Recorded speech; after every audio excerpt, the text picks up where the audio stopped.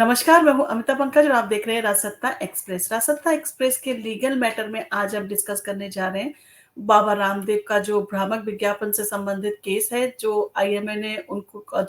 ने PIL file की थी, उसके ऊपर सुप्रीम कोर्ट में जो है वो सुनवाई चल रही है।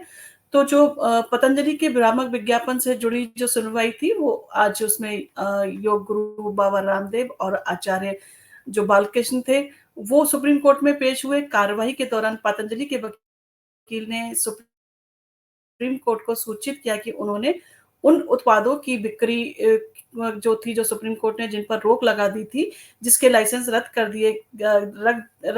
कर दिए गए हैं, उन उत्पादों की जो बिक्री थी उस पर उन्होंने पूरी तरह से रोक लगा दी है। जवाब में जो जस्टिस थी हिमा कोहली, उन्होंने कहा पतंजलि को जो है वो एक हलफनामा देना चाहिए और इन उत्पादों के स्टॉक की एक सूची भी उसमें लगाएं और उस उत्पादकों की जो है वो पूरी जानकारी दें कि उनके पास में कितना स्टॉक है, कितना स्टॉक उन्होंने वापस मंगा लिया। और ये सारी चीजें जो थी वो एक हलफनामे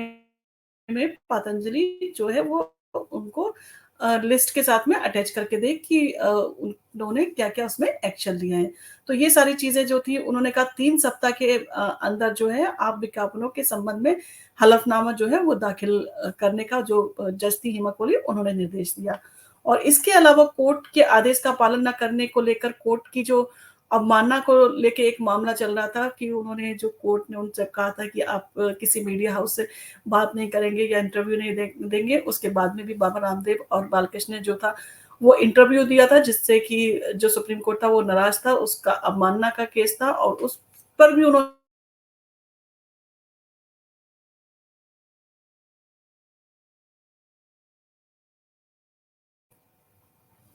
उसको हमने अभी सुरक्षित रखा है उस पर फैसला, और वो हम बाद में उसके ऊपर जो है वो फैसला सुनाएँगे। इसके अलावा बहुत सारी चीज़ें जो चल रही थी, इसके साथ ही साथ तो जो जस्टिस थे, उन्होंने ये चीज़ भी कही थी कि अब जो अंतर्राष्ट्रीय स्तर पर बाबा रामदेव ने योग के लिए जो काम किया है, उससे हम इनकार नहीं कर रहे कि उन्होंने जो है वो योग के लिए बहुत महत्वपूर्ण काम किया है, बहुत ज़्यादा भारत का नाम भी किया है, परंतु ये जो केस है वो उनके योग से अलग है। यहाँ पर ये उनके उत्पादकों का केस है जिसमें लोग खरीदारी करते हैं, तो वो प्रोडक्ट किस तरह के क्या है, तो इसकी जो जाँच है वो की जानी बहुत ज़रूरी है और ये बिल्कुल एक अलग तरह का उनका केस है और इसमें जो है वो सारी चीज़ें नहीं है कि उन्होंने योगदान नहीं दिया है या उन्होंने अंतर्राष्ट्रीय स्तर पे योग को नहीं पहुँचाया है, वो सारी चीज़ें उनकी हम मानते हैं। परंतु ये जो है वो बिल्कुल अलग केस है। इसमें दवा खरीदने वाले उपभोक्ता शामिल हैं और इसमें लापरवाही नहीं की जो है वो बरती जा सकती, क्योंकि जो खरीद रहे हैं, वो जो प्रोडक्ट खरीद रहे हैं, उनका जो इफ़ेक्ट है, वो उनकी हेल्थ पे होगा। तो इसलिए हमारा जो मानना है कि जो भ्रामक ऐड हैं और इस तरह के जो प्रोडक्ट हैं, उनका जो रोक लगाई गई है, उनको वापस मँगाया जाए और ये सारी चीज़ें जो है वो सुप्रीम कोर्ट अपने जो सुनवाई में उसने बोला। जैसे ही रामदेव अदालत के बाहर निकले, उन्होंने न्यायाधीशों का जो था अभिवादन किया, जिसका न्यायमूर्ति एमएम खान जो बिल्कर हैं, उन्होंने भी करारा जवाब दिया था और अब से रामदेव बाबा और बालकृष्ण को सुप्रीम कोर्ट में जो है वो पर्सनली जो है वो हाज़िर होने की ज़रूरत नहीं है, उनको इस चीज़ में छूट दे दी गई है। पिछली बार उन्होंने याचिका फ़ाइल की थी कि उनको पर्सनली जो है वो हाज़िर होने में छूट दे दी जाए, तो उससे छूट नहीं थी, वो याचिका जो थी वो खारिज कर दी थी और इस बार उनको जो सुप्रीम कोर्ट है उसने उनको छूट दे दी। पिछली सुनवाई में कोर्ट ने पतंजलि के उन उत्पादकों की बिक्री पर रोक लगा दी थी जिनके लाइसेंस जो थे वो सस्पेंड कर दिए गए थे। उनके जो कहते कर दिए गए थे। इसने पतंजलि के उत्पादकों के प्रचार-प्रसार में शामिल व्यक्तियों और संस्थाओं के लिए 6 बिंदुओं पर जो दिशा निर्देश थे वो भी जारी किए थे। कोर्ट ने इस मामले में उत्तराखंड सरकार को भी फटकार लगाई थी और कहा था कि उसने हरिद्वार में कंपनी के खिलाफ कार्रवाई नहीं की। रामदेव ने सुप्रीम कोर्ट में सार्वजनिक तौर से माफ़ी माँग ली थी और कहा था कि उनका जो इंटेंशन थी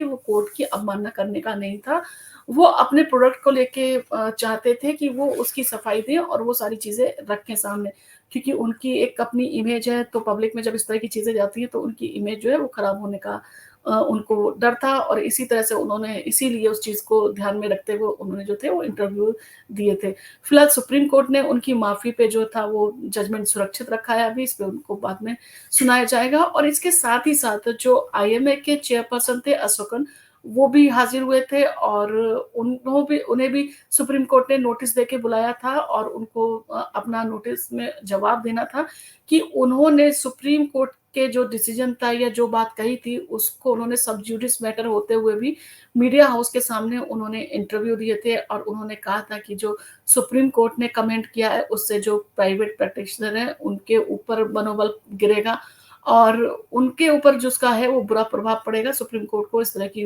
दलीलें नहीं देनी चाहिए थी, इस तरह की चीज़ें नहीं कहनी चाहिए थी। तो इस सारी चीज़ों के ऊपर भी सुप्रीम कोर्ट काफ़ी नाराज़ था और जो चेयरपर्सन थे आईएमए के, उन्होंने हालाँकि माफ़ी भी माँगी, परंतु सुप्रीम कोर्ट ने इस मामले पे भी अपना फैसला जो है सुरक्षित रखा था और उनका कहना था क्योंकि मैटर सब जुडिस था और इसलिए उनको पब्लिक में उस चीज़ को डिस्कस नहीं करना चाहिए था, कोर्ट के बारे में इस तरह की बातें नहीं करनी चाहिए थी, इस तरह की अवमानना उनको नहीं करनी चाहिए थी और इसको सिर्फ माफ़ी से काम नहीं चलेगा, उनको हलफनामे पे पूरी डिटेल में माफ़ी माँगनी पड़ेगी कि उन्होंने इस तरह की चीज़ें क्यों कही। ये सारी चीज़ें चल रही थी। इसके साथ ही साथ जो पीआईएल आईएमए ने फाइल की थी, एक पार्टी और एक एसोसिएशन और एक कंपनी संस्था की नहीं बल्कि पब्लिक इंटरेस्ट लिटिगेशन है, इसलिए इसकी संपूर्ण जाँच जो है सुप्रीम कोर्ट ने करना स्टार्ट कर दिया। और उसको लगा कि इस मैटर है, इस पे डिस्कस किया जाना चाहिए क्योंकि बहुत सारे लोगों से की हेल्थ से संबंधित है और इसमें अगर कहीं भी लगता है उनको सुधार किया जाना चाहिए तो उसमें सुधार होना चाहिए। इसके लिए जितने भी लोग ज़िम्मेदार हैं, राज्य सरकारें, सारी राज्य सरकारों की एजेंसियाँ, केंद्र की Indian medical association, Indian medical council, राज्य की काउंसिल्स और लाइसेंस अथॉरिटी, उन सबको भी उन्होंने नोटिस देके जवाब दें।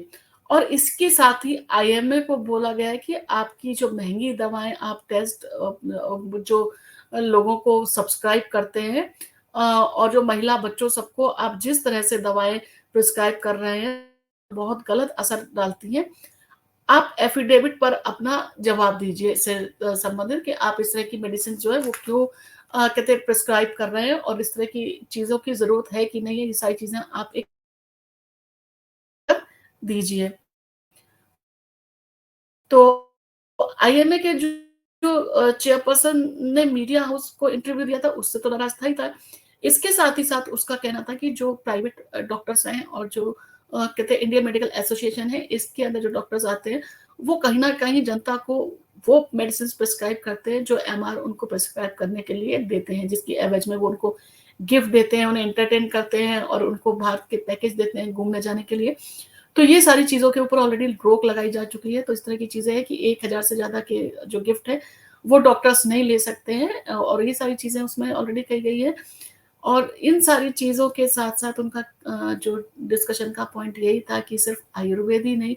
जो एलोपैथी है, उसके ऊपर भी बहुत सारे क्वेश्चन उठ रहे हैं, उसको लेकर भी जनता के मन में रोष है, बहुत सारे सवाल हैं।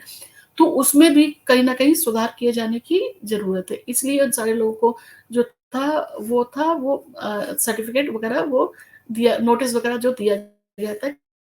कि वो आके अपना एफ़िडेविट दें, अपना जवाब दें। और जो आईएमए के चेयरपर्सन ने इंटरव्यू दिया था, तो वो उसकी जो है वो रिटन कॉपी भी माँगी है कि आपने जो मीडिया हाउस को इंटरव्यू दिया था, उसकी आप रिटन कॉपी दीजिए। और आप आईएमए चेयरमैन ने भी जो माफ़ी माँगी है, तो इस फैसले को जो है सुप्रीम कोर्ट ने ऑलरेडी सुरक्षित रखा है। और डिस्प्यूट इस बात का नहीं है कि मेडिसिन का प्रभाव क्या है। उनका कहना है कि जिन मेडिसिन पर बैन लगा है, उनके लाइसेंस को डी-लाइसेंस कर दिया गया है और provision of magical remedies act जो है, यानी कि इसमें कहा गया है कि आप अगर भ्रामक ऐड करते हैं और आप कहते हैं कि इस दवाई से 100% आप सही हो जाएँगे और एलोपैथिक दवाएँ वो ठीक नहीं है, तो इस तरह की चीज़ें आप नहीं कर सकते जिनके ऊपर कानूनी रूप से रोक लगी हुई है कि आप बहुत सारी बीमारी हैं जिनके बारे में आप ये नहीं कह सकते हैं कि इनका ट्रीटमेंट हम 100% कर देंगे और ये बीमारियाँ 100% ठीक हो जाएँगी। क्योंकि कानूनन जो है वो उनके ऊपर रोक लगी हुई है, तो इस तरह का जो चीज़ है वो नहीं कह सकते और लाइलाज रोग है, उनका जो है वो एडवर्टाइज़मेंट नहीं किया जा सकता है। कानून में जब कानून इस पे रोक रहा है तो इस पे बोलना भी नहीं चाहिए। और इसी तरह से सिद्धा, यूनानी, आयुर्वेदा की जो एडवाइजरी बोर्ड है, वो अपनी बात करता है कि हमारे जो ट्रीटमेंट है वो इस तरह के हैं और उनको ये मान्यताएँ मिली हुई हैं। परंतु यहाँ पर जो है वो सबसे बड़ी चीज़ ये है कि जो कोर्ट है, कोर्ट इस समय चाहे आयुर्वेदा हो, चाहे एलोपैथी हो, चाहे यूनानी हो, चाहे किसी भी तरह की जो सिद्धा हो, तो किसी भी तरह की जो मेडिसिन्स हैं, उन सारी चीज़ों को पब्लिक इंटरेस्ट की लिटिगेशन के ऊपर सुन रहा है, तो उसको लगता है कि लोगों के स्वास्थ्य से संबंधित है, तो लोगों के स्वास्थ्य पे इस तरह की दवाओं का किसी भी तरह का जो है वो इफ़ेक्ट नहीं होना चाहिए, उनके ऊपर किसी भी तरह के दुष्प्रभाव नहीं होना चाहिए, उनके हेल्थ से खेला नहीं जा सकता है। तो इसलिए जो सुप्रीम कोर्ट है इस को लेके काफ़ी सीरियस है और जिस तरह से उस वो ज़िक्र कर रहा है, जिस तरह से वो सवाल कर रहा है और जिस तरह से वो सारी जो कहते हैं जो जितनी भी संस्थाएँ हैं उनको उसने नोटिस देके बुलाया। तो कहीं न कहीं जो सुप्रीम कोर्ट है उसकी मंशा इसके लिए एक गाइडलाइन बनाने की है ताकि आयुर्वेदा, एलोपैथी, यूनानी और जो भी जिस तरह की भी सिद्धा या इस तरह की जो लोग प्रैक्टिस करते हैं तो उनकी दवाइयों के बारे में ट्रांसपेरेंसी आए और जनता के लिए सारी चीज़ें क्लियर हों कि वो उनके स्वास्थ्य से उसके साथ में खिलवाड़ नहीं कर सकते हैं और जो एक गाइडलाइन वो तैयार होनी चाहिए, वो चाहे आयुर्वेदिक डॉक्टर हो, चाहे वो एलोपैथिक डॉक्टर हो,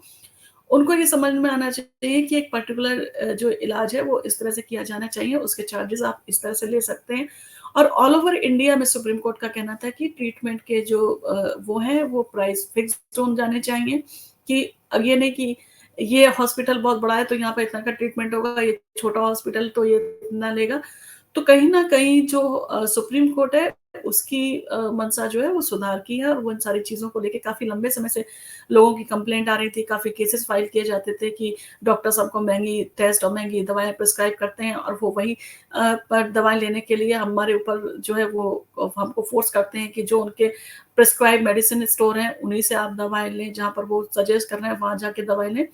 तो इन सारी चीज़ों को लेके जो जनता है उसमें भी कहीं न कहीं रोष है। तो ये सारी चीज़ें जो हैं अब क्योंकि मैटर ऑलरेडी सुप्रीम कोर्ट के सामने आया है तो सुप्रीम कोर्ट इस सारे मैटर से संबंधित जितने भी समस्याएँ लोग जो है वो सामना कर रहे हैं क्योंकि हेल्थ एक बहुत इम्पोर्टेंट सेक्टर है और हेल्थ के सेक्टर में गाइडलाइन होनी चाहिए और इन सारी चीज़ों को लेके जो सुप्रीम कोर्ट है वो अपना डिसीज़न ऐसा देना चाहता है कि वो नज़ीर बने और आगे जाके उसमें सुधार हो क्योंकि इन सारी चीज़ों में सुधार जो है वो लाने की बहुत ज़रूरत है, ऐसा सुप्रीम कोर्ट को भी महसूस होता है और ऐसी जो है वो आम जनता को भी ये महसूस होता है कि एक टाइम आ गया है कि अब जो हॉस्पिटल्स हैं, जो प्राइवेट डॉक्टर्स हैं या बाकी जो मेडिसिन्स डिस्क्राइब करते हैं या जो ड्रग्स हैं जिनके बारे में बहुत सेलिब्रिटी उनका एडवर्टाइज़मेंट करते हैं या बाकी लोग करते हैं कि ये लीजिए इससे ये हो जाएगा, ये सुधार हो जाएगा, वो सुधार तो इन सारी चीज़ों पे अब टाइम आ गया है कि रोक लगाई जानी चाहिए और सुप्रीम कोर्ट इन्हीं सारी चीज़ों को लेके जो है वो सुनवाई कर रहा है ताकि इसमें सुधार ला सके और एक गाइडलाइन जारी हो सके जो कि आगे जाके एक नज़ीर बने। आपको हमारा वीडियो कैसा लगा? अगर आपको पसंद आया हो तो आप इसको लाइक कीजिए, शेयर कीजिए, सब्सक्राइब कीजिए और आपके जो कमेंट हैं वो हमें हौसला देते हैं, तो आप हमें कमेंट कीजिए और हमें लिखिए कि आपको किस तरह के वीडियो देखना पसंद है। धन्यवाद।